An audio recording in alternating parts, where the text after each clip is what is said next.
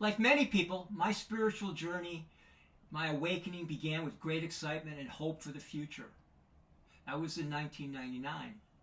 2 years earlier, in 1997, is what really kickstarted, I should say. I found myself working on Wall Street. My company got hired a new president. He decided he could save some money by getting rid of me. My wife of 10 years and I decided to separate. So two major traumas hit me. It began a state of awakening and thinking about and reflection. And that following spring of '98, I took a trip across country. Probably lasted about almost 3 months, and that really got me to reflect. I was in my 1988 K car with my two Jack Russell Terriers. I went all the way to Southern California, up to the Rockies, the top of Banff, up in the Rockies in Canada. So it was incredible. But when I came back, I noticed all sorts of mysterious and mystical things, spirits around me, things happening, and I began to feel the tug of God, that God was pulling at me, and that God wanted me to work for God. And so in February 1999, I accepted that call, and my life changed. I committed, and my journey really probably began there. And that was, again, a period of happiness and joy. And those early years, that early period was so exciting, so much fun about the prospects of the future, that I was to help build heaven on earth and all this sort of stuff. I was just beaming with it. I hooked up with my friend, a friend of mine, an astrologer that I would go hiking with at Harriman, and he got me to convert or start learning from Theosophy, to go to Theosophical meetings. And the Theosophists have a term for this sort of euphoria. They call it pledge fever. And I certainly was full of pledge fever and then some. And then I also got thinking that, well, I got to read and study scripture and all this sort of stuff. And of course, that's always helpful because you can learn from it. But ultimately, it's about spiritual journey. Awakening is about changing yourself to become a more caring, loving, giving person, to be an altruistic person.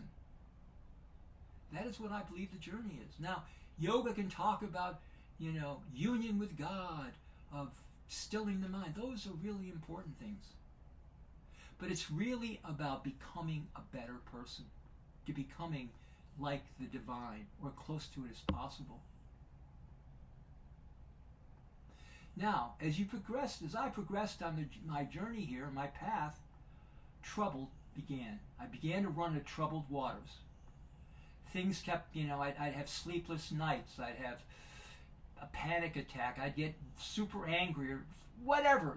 Different things began helping me.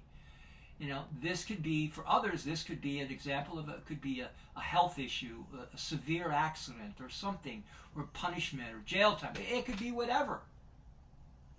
What is beginning to happen is that you're beginning to change yourself, and change is not always that easy. And for the spiritual seeker, that means cleansing yourself of karma. And that can be daunting. As I noted in my Metaphysics of Karma, each thought, each impression we have, we create a thought form that I call a samskar, and these attach to us. And over time, they begin to define who we are, building our character, our sense of pride, our ego, our sense of I-ness, or patterns of behavior. That's all karma. So now you have to radically change all of this. And that is not easy.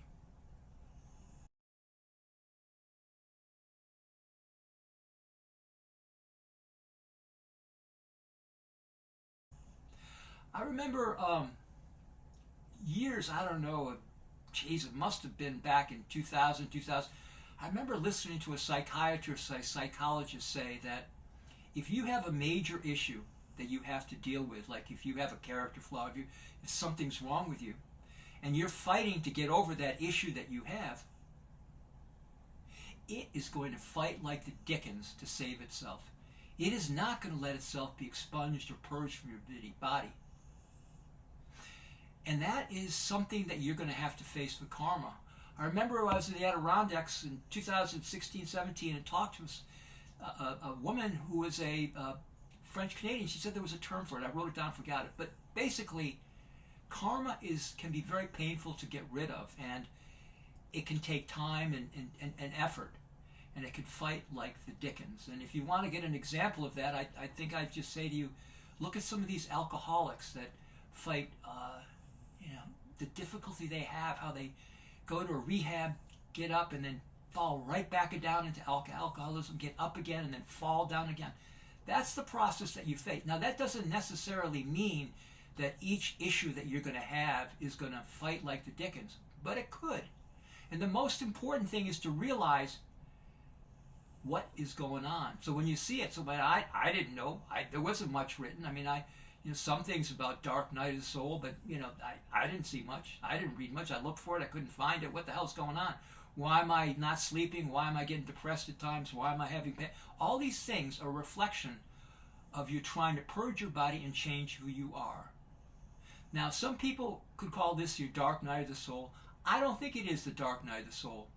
I think the Dark Night is much more powerful than this, but it is legitimate to claim this is a Dark Night of the Soul. Thomas Merton, the ex-monk,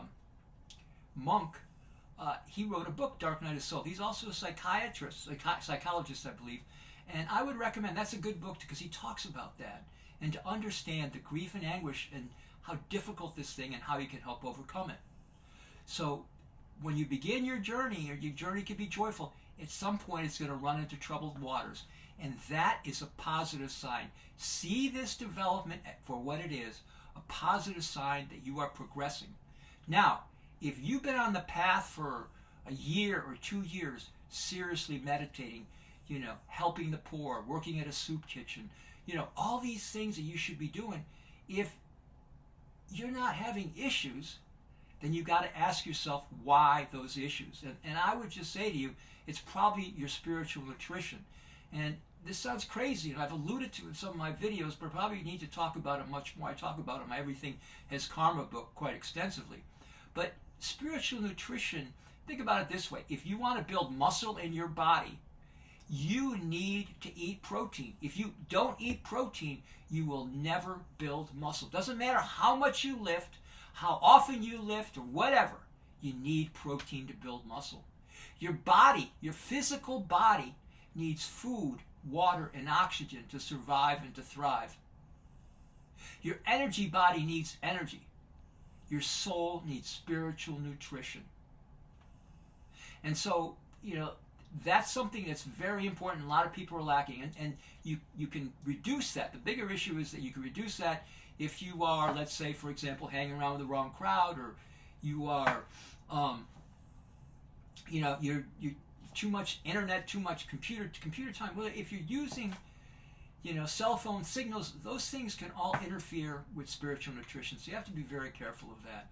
And look at, those are things that I'll do some videos and talk about that some more. But the most important thing is to realize that you're in it. The trouble is a positive sign, and if you don't get that sign, you need to work on it. I hope this helps you on your path. I'll do some more on karma about the Dark Night. Thank you for your time and consideration. Please like and subscribe. Namaste.